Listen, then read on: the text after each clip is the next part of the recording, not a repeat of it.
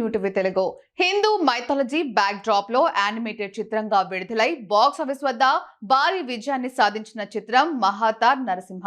Kannada top banner Hombale films నుంచి వచ్చిన ఈ చిత్రం ఇండియన్ బాక్స్ ఆఫీస్ వద్ద రికార్డులు సృష్టిస్తోంది.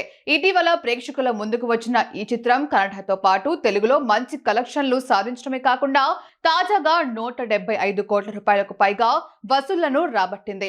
ఈ విషయాన్ని చిత్ర బృందం తాజాగా ప్రకటించింది. ఈ సందర్భంగా కొత్త పోస్టర్ ను విడుదల చేసింది.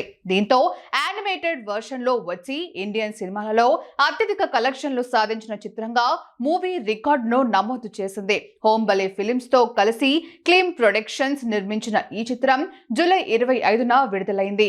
హిందూ పురాణాల ఆధారంగా రూపొందించిన ఈ యానిమేటెడ్ చిత్రం విష్ణువు దశావతారాల గురించి 7 భాగాలుగా రూపొందించే మహాతార్ సినిమాటిక్ యానిమేషన్స్ లో మొదటిదే. ఈ సినిమాకు అశ్విన్ కుమార్ దర్శకత్వం వహించారు.